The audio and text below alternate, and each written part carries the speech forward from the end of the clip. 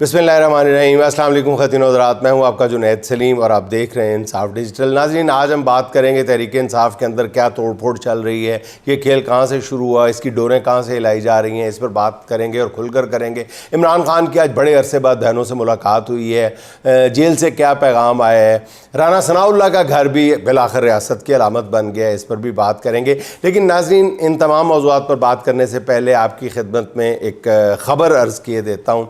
ताज़ा तरीन इत्तलात के मुताबिक इंजीनियर मोहम्मद अली मिर्ज़ा साहब, जिनको गुज़िश्ता रात 3 MPO नक्स अमन के तहत गिरफ़्तार किया गया था, ताज़ा तरीन इत्तलात बता रही हैं कि उनके ख़िलाफ़ बिलाखिर 295C का ख़तरनाक मुकदमा दायर कर दिया गया है। नाज़रीन, जब ये गिरफ़्तारी हुई है तो 2 तरह की आरा सामने आ रही थी। कुछ लोग बहुत खुश नज़र आ रहे थे और मुझे उनकी खुशी पे भी हैरानगी हो रही थी, और कुछ लोग बहरहाल परेशान थे। नाज़रीन, ऐसी ख़बरों पे खुशी का इज़हार मेरी समझ से बालातर है। नाज़रीन, इंजीनियर मोहम्मद अली मिर्ज़ा साहब पर ये जो 295C का मुकदमा दायर किया गया है, ज़ाहिर है ये कैसे मुमकिन है कि उन पर इल्ज़ाम ये है। 2 तरह के इल्ज़ामात हैं, वो भी मैं आपकी खिदमत में पेश कर देता हूँ। एक तो ये कि उन्होंने सरवर कायनात के बारे में, रसूल पाक सल्लल्लाहु अलैहि वसल्लम के बारे में नाज़ेबा कलमात कहे हैं। पहली बात है, वो बहुत क्लियर है कि उन्होंने वो कलमात ख़ुद नहीं कहे, वो कह रहे हैं कि एक मज़हब के मानने वाले जो हैं वो ये कहते हैं, बहुत वाज़े तौर पे। कि कैसे मुमकिन है? आप लाख मुखालफत करें, मैंने खुल के मुखालफत किया। अभी हाल में कुछ अर्सा पहले ही मैंने खुल के वीलॉग्स किए हैं इंजीनियर मोहम्मद अली मिर्ज़ा साहब के सियासी नज़रियात के बारे में, और उन्होंने भी हमारे बारे में किया, बार बार ज़िक्र किया। लेकिन हमने उनके सियासी नज़रियात पर बात की थी। जब मज़हब की बात आ जाती है नाज़रीन, तो बहुत एहतियात से बात करनी चाहिए। हो सकता है कि किसी मरहले पे जाके इंजीनियर मोहम्मद अली मिर्ज़ा साहब की ज़बान भी लड़खड़ा गई हो, लेकिन क्या इन बातों पर इनको इस तरह कांट छांट करके, आगा पीछा काट के, कॉन्टेक्स्ट से हटा के आप पेस्ट कर दें और फिर मुकदमे की शक्ल में सामने आए, और फिर उलमा कराम जिनको हम तमाम को बहुत इज़्ज़त और एहतराम की निगाह से देखते हैं, उनके ये बयानात सामने आने शुरू हो जाएं। देखा आज मोहम्मद अली मिर्ज़ा ने, देखा जब मेरे ख़िलाफ़ हुआ था तो ये खुश था, आज देखा ये आज मैं मज़म्मत कर रहा हूँ, आज मैं, मतलब वो कह रहे हैं कुछ कह रहे हैं कुछ कह रहे हैं। नाज़रीन, ये तौहीन रिसालत और तौहीन मज़हब के मामलात हैं। ये कोई गली मोहल्ले में होने वाला बच्चों का झगड़ा नहीं है जो केस है, ये तौहीन मज़हब, तौहीन रिसालत के मामलात हैं। इनको बहुत ज़्यादा एहतियात के साथ, बहुत ही ज़्यादा नाजुक मामलात हैं। इनको नज़ाकत को हमेशा इन पर बात करते हुए, गुफ्तगू करते हुए, वो नज़ाकत जो है वो पेश नज़र रखनी चाहिए। रबीउल अव्वल का महीना है, अगर उन्होंने कहा, अच्छा इस मामले के 2 पहलू नाज़रीन ज़हन में रखें। एक है कि उन पर इल्ज़ाम ये लगाया गया है कि उन्होंने वो अल्फाज कहे, वो अल्फाज जो हैं वो उन्होंने नहीं कहे। मैं दोबारा अर्ज़ किए देता हूँ कि वो उन्होंने, इंजीनियर मोहम्मद अली मिर्ज़ा साहब ने नहीं कहे, वो एक मज़हब के मानने वालों की तरफ से क्लेम कर रहे हैं कि उन्होंने कहे हैं, और वो मज़हब के मानने वाले भी इस बात पे एतराज़ कर रहे हैं कि हमारे मज़हब में रसूल पाक सल्लल्लाहु अलैहि वसल्लम के बारे में ये कलमात नहीं है, ऐसी कोई बात नहीं है। तो उसके जवाब में जो दूसरे हैं, वो फिर आप वापस मैं आपको इंजीनियर साहब की बात पे ले जाता हूँ कि इंजीनियर साहब कह रहे हैं कि इन कलमात के बावजूद कि ये जो मज़हब के मानने वाले हैं ये रसूल पाक के बारे में ये ख़यालात रखते हैं, लेकिन हमारे यहाँ फिर भी उनके साथ शादियाँ करने की इजाज़त है। तो इसका मतलब है फिर वो नफ़रत तो पैदा नहीं कर रहे ना, ठीक है, वो तो फिर नफ़रत कम करने की कोशिश कर रहे हैं।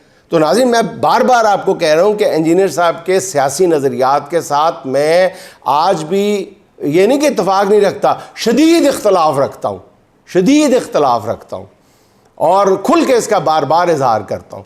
लेकिन मैं फिर वही बात करूँगा कि इंजीनियर मोहम्मद अली मिर्ज़ा साहब के जो अकायद हैं, उनका जो अंदाज़ बयान पर ज़रूर 2 आरा हो सकती हैं, लेकिन मैं फिर वही बात बार बार कहने की कोशिश कर रहा हूँ। शायद आपको ये मेरी रेपिटिशन पे आप इरिटेट भी हो रहे हों, लेकिन नाज़रीन बात ये है कि ये ऐसा मामला है जिस पर बहुत ज़्यादा एहतियात سے بات کرنی چاہیے اور احترام کا دامن کسی دور پہ ہاتھ سے نہیں چھوڑنا چاہیے، اور کسی کی بھی دل آزاری کا پہلو جو ہے وہ اگر آپ کی بات میں وزن پیدا کرنے کے لیے آپ بلند لہجے میں بات کر کے اپنی بات منوانا چاہتے ہیں تو اس کا دور نہیں رہا۔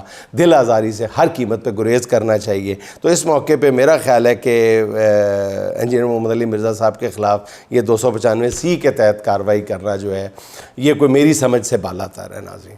اچھا ناظرین، بہرحال اب آ جاتے ہیں تحریک انصاف کی طرف، جو حقیقی معنوں میں بڑے ہی نازک دور سے گزر رہی ہے۔ ایک طرف ناظرین عمران خان ہے، جن کی بہادری اور جن کے عزم اور نظریے پر ڈٹ جانے کے غیر معمولی مظاہرے نے ان کے مخالفین تک کو حیران کر کے رکھ دیا، اور ان کے مخالفین بارہا اس بات کا اظہار بھی کرتے ہیں۔ دوسری طرف عمران خان کی جماعت تحریک انصاف ہے، جو اپنے لیڈر کے برعکس جگہ جگہ بے حوصلہ بھی نظر آ رہی ہے۔ اس کی قیادت تتر بتر ہے، لیڈر ہراساں نظر آ رہے ہیں، کارکن بھی پریشان ہیں۔ دیکھا جائے تو تنظیمی سطح پر پارٹی مجموعی طور پر ایک مایوسی کا شکار بھی ہے۔ غور سے جائزہ لیں ناظرین تو یہ سب ایک بڑے ڈیزائن کا حصہ لگتا ہے۔ بیرسٹر سلمان اکرم راجہ کے عہدے سے الگ ہونے کے اعلان کے جو آج خیر واپس ہو گیا، اس فیصلے نے مایوسی کے سائے مزید گہرے کر دیے تھے۔ ناظرین ایسا کیوں ہے؟ یہ وہ سوال ہے جو تحریک انصاف کے کارکنوں کے ساتھ ساتھ سیاست کے طالب علموں کے دلوں میں بھی اٹھتا ہے۔ میں نے بھی اس پہ کافی غور کیا۔ یہ بہت ہی مشکل ٹاپک ہے، اور اس میں کچھ حقائق ایسے ہیں جن کے بارے میں جان کر تکلیف بھی ہوتی ہے۔ جاننے کا عذاب بھی تو ایک عذاب ہوتا ہے نا، مگر کیا کریں، حقائق سے نظریں چرائے بغیر جو ہے، حقائق سے نظریں بھی نہیں چرائی جا سکتی۔ چلیں اب اصل موضوع کی طرف آ جاتے ہیں۔ میں یہ نہیں کہتا ناظرین کہ تحریک انصاف کے اندرونی معاملات کے بارے میں مجھے ہر چیز کا علم ہے، البتہ میں بہت عاجزی کے ساتھ یہ ضرور کہتا ہوں کہ مجھے کئی ایسی باتوں کا علم ہے شاید جو بہت سو کو علم میں نہیں ہے۔ اس لیے میرے تجزیے کی بنیاد زیادہ تر معلومات پر ہے اور درست معلومات پر ہے۔ تحریک انصاف کا اس وقت سب سے بڑا المیہ ناظرین یہ ہے کہ یہاں ہر کسی کو ایک ہی لاٹھی سے ہانکنے کی کوشش ہو رہی ہے۔ کوئی ذرا سا بھی اختلاف کر دے تو اسے غدار اور اسٹیبلشمنٹ کا ایجنٹ ڈکلیئر کرنے میں لمحہ بھی ضائع نہیں کیا جاتا۔ یہ بات بھی درست ہے کہ تحریک انصاف میں کمپرومائز، یا یوں کہہ لیں کہ کسی اور کے اشارے پہ چلنے والے لوگ نہ صرف موجود ہیں بلکہ فیصلہ سازی کی پوزیشنز تک بھی پہنچے ہوئے ہیں، اور یہ ایسے لوگ ہیں جن کو موجودہ صورتحال ہر طرح سے وارا کھاتی ہے، سوٹ کرتی ہے۔ لیڈر جیل میں ہے، لیڈر جیل میں رہے، کارکنوں پہ ظلم ہوتا رہے، عمران خان کی بہنوں پر ظلم ہو، انہیں کوئی فرق نہیں پڑتا۔ ایسے لوگ تحریک انصاف میں موجود ہیں، مگر ان کی تعداد میری ذاتی رائے کے مطابق 10 سے 15% سے زیادہ نہیں ہے۔ تحریک انصاف میں قربانیاں دینے والا بھی ایک بڑا طبقہ ہے، اور ان میں پارٹی عہدیدار بھی ہیں، ارکان اسمبلی بھی ہیں۔ میں ان لوگوں کو بھی جانتا ہوں جن کے کاروبار برباد کر دیے گئے، کروڑوں روپے کے کاروبار، جو شاید اپنے اپنے شعبے میں بزنس کی دنیا میں لیڈر تھے، لیڈ کر رہے تھے، نمبر 1 کمپنیز تھیں، برباد ہو گئی ان کی کمپنیز۔ جن کے گھروں میں توڑ پھوڑ کی گئی، جن کے گھروں کی عورتوں کی بے حرمتی کی گئی، ان کے گھروں میں گھس کے بھی اور سڑکوں پر بھی، مگر وہ جھکے نہیں۔ خود ان رہنماؤں نے ہر طرح کا جبر برداشت کیا، مگر عمران خان سے وفا جو ہے پہلے بھی نبھائی تھی، آج بھی نبھا رہے ہیں۔ یہ بھی کوئی کم گنتی میں کم لوگ نہیں ہیں۔ پارٹی میں ایک اور گروپ بھی ہے جو گرے ایریا میں ہے۔ یہ وہ لوگ ہیں ناظرین جو عمران خان سے محبت بھی رکھتے ہیں، ان کے نظریے کے قائل بھی ہیں، مگر ہر مشکل اور ہر پریشانی کا ہر بار سامنے آ کر مقابلہ کرنے کی شاید ہمت بھی نہیں رکھتے۔ یہ اپنے چھوٹے موٹے کاموں کے لیے بارسوخ لوگوں کے پاس بھی چلے جاتے ہیں تھوڑی سی رعایت لینے کے لیے۔ یہ کبھی کھل کر سامنے آتے ہیں، کبھی روپوش ہو جاتے ہیں، مگر کیا یہ غدار ہو گئے، پارٹی دشمن ہو گئے؟ نہیں، ایسا نہیں ہے، بالکل نہیں۔ خدا را زمینی حقائق کو بھی سمجھے۔ تحریک انصاف کا پرچم تھامنا آج کے عہد میں کوئی آسان کام نہیں ہے۔ اس کا مطلب صرف ایک جھنڈا اٹھانا نہیں ہے، اپنے آپ کو آزمائشوں کے حوالے کرنا ہے۔ اس لیے ہر کوئی ان آزمائشوں پر پورا نہیں اتر سکتا۔ پارٹی میں جو کوئی بھی غداری کے سرٹیفکیٹ تقسیم کر رہا ہے، وہ خود ان لوگوں کی جگہ پہ اپنے آپ کو رکھے، ان کے جوتوں میں اپنے پاؤں ڈالے، اور پھر اس کو پتہ چلے، پھر وہ فیصلہ کرے۔ ان تمام لوگوں کے علاوہ پی ٹی آئی میں سب سے بڑی تعداد کارکنوں کی ہے ناظرین۔ یہ کارکن ہی پارٹی کی قیادت ہے۔ عمران آج تن کے کھڑا ہے تو کس وجہ سے؟ عمران جانتا ہے کہ اس ملک کے 80-85% عوام اس کی بیک پہ ہیں۔ یہ وہ قائد نہیں ہے جو کہتا تھا کہ جی میں پیچھے مڑ کے ویکھیا تو کوئی بھی نہیں، جو کہتے جی قدم بڑھاؤ نواز شریف۔ یہ وہ نہیں ہے لیڈر۔ اس لیڈر کو پختہ یقین ہے کہ پوری قوم اس کے پیچھے کھڑی ہوئی ہے، اور وہ قوم جو ہے اس کا جو سپورٹ ہے وہی اس کا حوصلہ دیتی، یا اوپر دیکھتا ہے تو اللہ کا آسرا ہے جس پر اس کو پختہ یقین ہے، اس کی زندگی میں ایسی تبدیلیاں آ گئی ہوئی ہیں، تو پیچھے مڑ کے دیکھتا ہے تو پوری قوم کھڑی ہے، تو بندے کا سینہ تو خود ہی پھر چوڑا ہو جاتا ہے۔ وہ کارکن جو عمران خان کی ایک جھلک دیکھنے کے لیے ہر رکاوٹ توڑ کر باہر نکلنے کے لیے تیار رہتے ہیں، ہمہ وقت تیار رہتے ہیں، ہر ہفتے کال دے عمران خان، وہ ہر ہفتے آنے کے لیے تیار ہے۔ وہ کارکن جنہوں نے 8 فروری کو ریاستی جبر کے ہر ہتھ کنڈے کو، ہر حربے کو نیست و نابود کر کے رکھ دیا، یہی عمران خان کی طاقت ہے، یہی کارکن عمران کے بیانیے کے ضامن ہے۔ ہر کسی کو عمران خان کے پیمانے پر دیکھنا چاہتے ہیں، مگر ایسا ممکن نہیں ہے۔ ہر بندے کا نام عمران خان نہیں ہے، ہر بندہ عمران خان نہیں ہے۔ عمران خان اس ملک کی تاریخ میں صرف ایک ہی آیا ہے۔ تحریک انصاف اب بھی سب سے بڑی سیاسی حقیقت ہے، یہی وجہ ہے کہ اس میں مایوسی کا بیج بویا جا رہا ہے، اور وہ بھی ایک بہت پلاننگ کے ساتھ۔ جس جماعت کو میدان میں شکست نہیں دی جا سکتی اسے سازشوں کے ذریعے ہرانے کی کوشش ہو رہی ہے۔ تالے آزماؤں کا یہ ایک پرانا کھیل ہے۔ اچھا ناظرین، توشہ خانہ 2 کیس کے آج جیل میں سماعت ہوئی ہے۔ بیرسٹر سلمان صفدر کی دھمکی کام کر گئی، جن کا کہنا تھا کہ اگر ہمارے تمام وکلاء اور عمران خان کی بہنوں کو عدالت میں نہ آنے دیا گیا تو آج کیس کا بائیک آؤٹ کر دیں۔ بائیک آؤٹ کے لفظ پہ وہ پیچھے سارے ہٹے ہیں۔ اس پر جج صاحب نے تحریری حکم دیا کہ وکلاء اور بہنوں کو عدالت میں آنے دیا جائے۔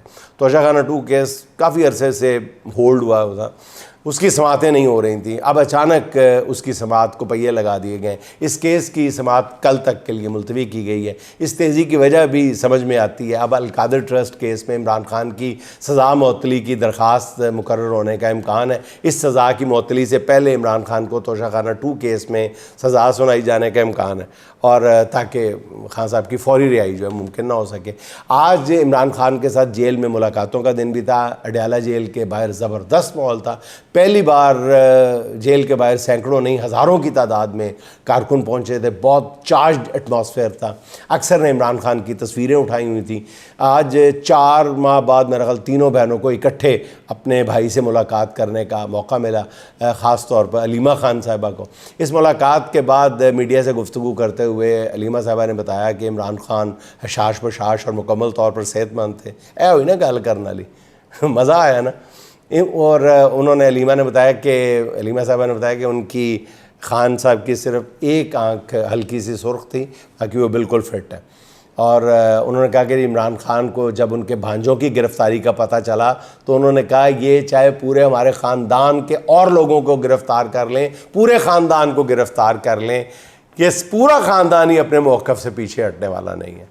پھر عمران خان نے بیرسٹر سلمان اکرم راجہ کا استعفیٰ قبول کرنے سے انکار کر دیا اور انہیں کام جاری رکھنے کا کہا۔ یہاں ناظرین میں بتاتا چلوں کہ سلمان اکرم راجہ صاحب نے اپنے استعفے کے لیے میری ذاتی رائے میں انہوں نے جو گفتگو بھی کی، ہو سکتا ہے وہ ایک لمحاتی رد عمل ہو، میرا خیال ہے انہوں نے اچھے وقت کا چناؤ نہیں کیا تھا۔ اب ان کے اندر صرف ایک ہی بات کی ضرورت ہے، شاندار انسان ہے، شاندار وکیل ہیں، شاندار سیاستدان بنتے جا رہے ہیں، بس تھوڑا سا اپنے لب و لہجے میں اور رویے میں تحمل، بردباری اور برداشت پیدا کرنی ہوگی ان کو۔ بہت زبردست بندہ ہے سلمان اکرم راجہ۔ اگر یہ استعفیٰ منظور ہو جاتا تو اس سے پارٹی میں مایوسی بڑھتی، اس لیے عمران خان نے استعفیٰ قبول نہ کر کے بہترین فیصلہ کیا ہے۔ اچھا ناظرین، بات ہو رہی تھی علیمہ خان صاحبہ کی۔ انہوں نے بتایا کہ عمران خان نے پی ٹی آئی کے تمام ارکان کو جن کے پاس قائمہ کمیٹیوں کی چیئرمین شپ ہے ان سے مستعفی ہونے کا کہا ہے۔ عمران خان نے اپنی رائے دی ہے کہ ضمنی الیکشن میں حصہ لے کر ان الیکشنز کو قانونی جواز فراہم نہ کریں۔ تاہم انہوں نے یہ بھی کہا ہے کہ پارٹی اس پر مشورہ کرے اور اپنی سفارشات کل تک پیش کرے، پھر وہ کوئی حتمی فیصلہ کریں گے۔ خان نے آج پھر 2 ٹوک لفظوں میں کہا ہے کہ قومی اسمبلی میں قائد حزب اختلاف صرف اور صرف محمود خان اچکزئی کو بنایا جائے۔ عمران خان نے کہا ہے کہ محمود اچکزئی سے مراد ہے محمود اچکزئی، اس سے مراد محمد علی محمد خان نہیں ہے۔ تو پتہ نہیں خان صاحب نے یہ بات کیوں کی ہے۔ 9 مئی کے مقدمات میں ناظرین سزائیں پی ٹی آئی کے رہنماؤں اور کارکنوں کو ہو رہی ہیں، مگر مذاق الٹا حکومت کا بنتا جا رہا ہے۔ باقاعدہ اب تو کوئی کتاب پاکستان کے یہ نظام انصاف کے بارے میں یا نظام عدل کے بارے میں چھپنے کا خدشہ ہے، اس پہ تمام لطائف اکٹھے کیے جائیں گے کہ پاکستان کی عدالتوں کے لطیفے شائع ہوں گے۔ یہاں تک بات پہنچ چکی ہے۔ پہلے بتایا گیا تھا کہ 9 مئی کو ملٹری تنصیبات پر منظم حملے کیے گئے جو اصل میں ریاست کی علامتوں پر حملے تھے، جس پر بغاوت اور دہشت گردی کی دفعات لگائی گئیں، سزائیں سنائی گئیں۔ مگر اب جو رانا ثناء اللہ کے ڈیرے پر حملہ کرنے پر سزائیں دی گئی ہیں، اس نے تو ہر چیز کو مذاق بنا کے رکھ دیا۔ اب تو ہر بندہ پوچھ رہا ہے، قانون کا طالب علم نہیں، ایک عام آدمی، تھوڑی بہت سمجھ بوجھ رکھنے والا بندہ بھی پوچھ رہا ہے کہ کیا رانا ثناء اللہ کا ڈیرا بھی ریاست کی علامت ہے؟ کیوں؟ مطلب سمجھ نہیں آ رہا نا کہ اس لیے ریاست کی علامت قرار پا گیا کیونکہ رانا ثناء اللہ کے ڈیرے پر حملے میں کسی کی جان نہیں گئی، کوئی زخمی نہیں ہوا، پھر بھی 75 لوگوں کو 3 سے 10 سال کی سزائیں سنا دی گئی، کچھ بھی نہیں ہوا، صرف رانا ثناء اللہ کے ڈیرے پر مظاہرہ ہوا ہے۔ تو رانا ثناء اللہ کا ڈیرا حضور والا ان کی نجی جائیداد تھی، اگر وہاں پر کوئی حملہ یا توڑ پھوڑ ہوئی تھی تو اس کا مقدمہ، یہ بڑی امپورٹنٹ بات ہے کہ اگر ایسی توڑ پھوڑ ہوئی بھی تھی تو اس کا مقدمہ رانا ثناء اللہ یا ان کے اہل خانہ یا کسی ملازم کی مدیریت میں درج ہونا چاہیے تھا نا، لیکن یہاں ریاست خود کیسے ایک نجی جائیداد پر حملے کی مدعی بن گئی؟ ہر کوئی یہ سوال پوچھ رہا ہے، کسی کے پاس جواب نہیں ہے۔ 9 مئی کے بیانیے کی بنیاد 2 پولیس اہلکاروں کی گواہی پر تھی نا، جنہوں نے زمان پاک جا کر میز کے نیچے گھس کر یہ سازش پکڑی تھی۔ عمران خان کی قیادت میں تحریک انصاف کے رہنماؤں کے اجلاس میں یہ فیصلہ ہوا کہ بقول وہ جو ایک وہ سٹوری بنائی گئی ہے کہ اگر عمران خان گرفتار ہوئے تو پھر ملٹری تنصیبات کے باہر احتجاج اور ہنگامہ آرائی ہوگی، مگر اس سے پہلے یہ نہیں بتایا گیا تھا، نہ ان دونوں گواہوں نے بتایا تھا نہ کسی اور نے بتایا تھا کہ جناب یہ بھی وہاں پہ پلاننگ ہوئی تھی کہ زمان پاک کے اسی اجلاس میں یہ فیصلہ بھی ہوا تھا کہ ملٹری تنصیبات کے ساتھ ساتھ رانا ثناء اللہ کے گھر پر بھی حملہ کیا جائے گا۔ اب سوال یہ ہے کہ 9 مئی کو عمر ایوب تو ہری پور میں تھے، احمد چٹھا جو تھے وہ وزیر آباد میں تھے، بلال اجاز گجرانوالہ میں تھے، راشد شفیق پنڈی میں تھے، پھر انہیں رانا ثناء اللہ کے گھر پر حملے میں کیسے یہ سزائیں سنا دی گئی ہیں؟ حالات کی ستم ظریفی ناظرین دیکھیں نا کہ رانا ثناء اللہ کے ڈیرے پر حملے کا گواہ جو ہے سابق SHO ذیشان رنداوا ہے، جو اس وقت CCD کی کسٹڈی میں ہے، اس وقت CCD کی حراست میں ہے، اور ان پر الزام کیا ہے کہ انہوں نے ایک شخص کو اغوا کرنے کے بعد قتل کیا ہے۔ رنداوا صاحب جو ہے وہ گواہ بھی ہیں اور اب قتل کے ملزم بھی ہیں۔ اب 9 مئی کے مقدمات میں جس طرح ارکان اسمبلی کو سزائیں سنا کر دہشت گرد ڈکلیئر کیا جا رہا ہے، اس پر دنیا بھر میں ہر کوئی حیران ہے کہ دہشت گرد اتنی بڑی تعداد میں پاکستان کی پارلیمنٹ میں کیسے پہنچ گئے؟ پاکستان کی ساری پارلیمنٹ ہی دہشت گردوں پر مشتمل ہے۔ پاکستان کے 80-85% لوگ دہشت گرد ہیں۔ ان دہشت گردوں کو الیکشن لڑنے کی اجازت بھی مل گئی، پھر ان دہشت گردوں کو قوم نے ووٹوں سے لاد کر اسمبلی میں بھی پہنچا دیا، ووٹ دینے والے بھی دہشت گرد تھے۔ کیسا ملک ہے؟ عدالتی فیصلوں نے پورے ملک کو اور یہاں چلنے والے نظام کو لطیفہ اور تماشا بنا کے رکھ دیا۔ ویسے ایک سوال ہے کہ جوڈیشل کمیشن کی رپورٹ کے مطابق رانا ثناء اللہ کے حکم پر پولیس ماڈل ٹاؤن گئی تھی، وہاں کیمروں کے سامنے گولیاں مار کر عورتوں سمیت 14 افراد کو شہید کیا گیا، 100 سے زیادہ کو زخمی کیا گیا۔ اس واقعے کو ناظرین آپ بھی جانتے ہیں کہ 10 سال ہو گئے سانحہ ماڈل ٹاؤن کو، مقدمہ عدالت میں زیر سماعت ہے، آج تک کسی کو سزا نہیں ہوئی، اور اب قوم کو بتایا جا رہا ہے کہ رانا ثناء اللہ کا گھر بھی ریاست کی علامتوں میں سے ایک علامت ہے، اور اس کی بے حرمتی کرنے والوں کو 10 سال قید کی سزائیں سنائی گئیں، اور سزائیں بھی کن کو سنائی گئیں؟ MNAs کو، MPs کو۔ استغفر اللہ۔ بہرحال ناظرین، آخر میں شہزاد نیئر صاحب کی ایک نظم سن لیں جو عین حسب حال ہے۔ یوں تو یہ شہر تھا زنجیر بپا پہلے سے، یوں تو یہ شہر تھا زنجیر بپا پہلے سے، اب کہ لیکن یہ اسیری ہے جدا پہلے سے، تخلیہ توڑ کے دیکھیں تو دکھائی دیں گے، اب وہ حالات نہیں ذل خدا پہلے سے، اب وہ حالات نہیں ذل خدا پہلے سے، بے سبب شاخ شجر سے نہیں اترے پنچھی، بے سبب شاخ شجر سے نہیں اترے پنچھی، تو بھی اندازہ افتاد لگا پہلے سے، تو بھی اندازہ افتاد لگا پہلے سے، اس نے بھی برف کا ملبوس کیا اور دبیز، اس نے بھی برف کا ملبوس کیا اور دبیز، ہم نے بھی آنچ بڑھائی ہے ذرا پہلے سے، ہم نے بھی آنچ بڑھائی ہے ذرا پہلے سے۔ ناظرین خوش رہیں، خوش رکھیں، آپ سے ملاقات ہوگی انشاءاللہ اگلے ولاگ میں۔ اللہ حافظ۔